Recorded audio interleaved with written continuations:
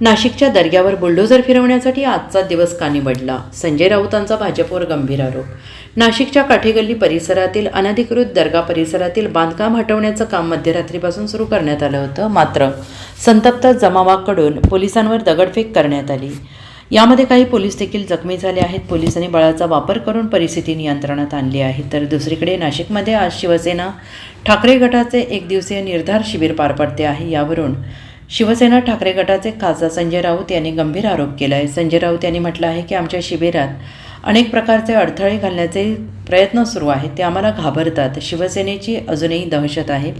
मला आज समजले की या शहरात दर्गे हटाव मोहीम सुरू झाली आहे. दर्ग्यांवर बुलडोझर फिरवला जात आहे. आजचा दिवस त्यासाठी का निवडला? गोंधळ निर्माण व्हावा, शिबिरावरचे लक्ष दुसरीकडे जावे म्हणून दर्ग्यांवर बुलडोझर चालवायचा, मशिदींवर बुलडोझर चालवायचा, हे कसलं लक्षण आहे? हिंमत असेल तर समोर येऊन लढा. आमची तयारी आहे. तुम्हाला वातावरण नासवायचं आहे, वातावरण खराब करायचं आहे.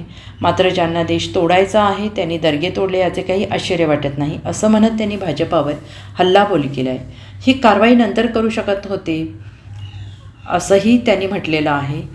100% कारवाई नंतर करू ते शकत होते, पण आजचा दिवस निवडला कारण इथे उद्धव ठाकरे येत आहेत. आदित्य ठाकरे पोहोचलेले आहे. शिवसेनेचे सर्व सहकारी इथे दाखल झाले आहेत. आज नाशिकमध्ये महत्त्वाचे शिबिर आणि अधिवेशन पार पडते आहे. त्यामुळे आजचा दिवस निवडला. तुम्ही जळता आहात, तुम्ही डरपोक आहात. तुम्हाला आमच्या अस्तित्वाची भीती वाटते, शिवसेनेच्या सावलीची भीती वाटते, म्हणून तुम्ही असे फालतू उद्योग करत आहात. पण या शिबिरावर काही परिणाम होणार नाही असंही त्यांनी यावेळी सांगितलं आहे. नाही, अनेक प्रकारे ज्याच्या हातात सत्ता आहे आणि जे आम्हाला घाबरतात, अजूनही शिवसेनेची दहशत आहे, भीती आहे.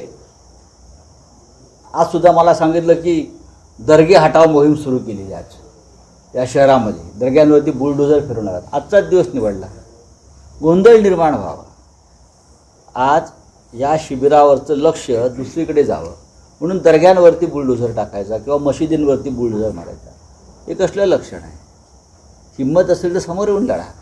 आमची तयारी आहे.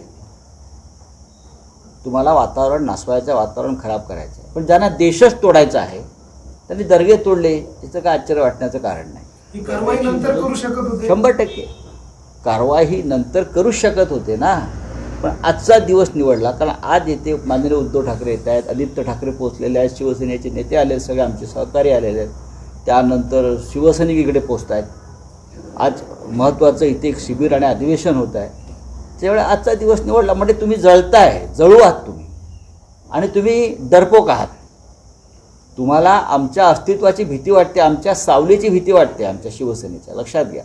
म्हणून तुम्हाला असे फालतू उद्योग, नसती उठाठेव तुम्ही करताय. त्याच्यामुळे या शिबिरावरती काहीही परिणाम होणार नाही. शिबिर जोरात, म्हणजे ग्रामीण भागातून तिथे आत्ता जर जाऊन पाहाल तर रांगा लागलेल्या आहेत. मनोहर गार्डनला इथे आपलं शिबिर आहे. मी सकाळीच मला आपल्या कार्यकर्त्यांनी फोटो पाठवले. अगदी व्यवस्थित शिबिर सुरू आहे. दर्गेवरती तुम्ही बुलडोझर टाका, मशिदीवर टाका, अजून काही करा, आमचे लोक विचलित होणार नाहीत.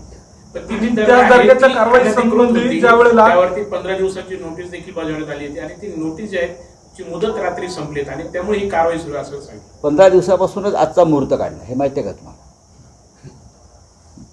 15 दिवसापासूनच आजचा मुहूर्त काढलेला आहे. मी तुम्हाला तेच सांगतोय. हे भारतीय जनता पक्षाचे लोक जे असतात. Bureau report, SBN Marathi, Nashik.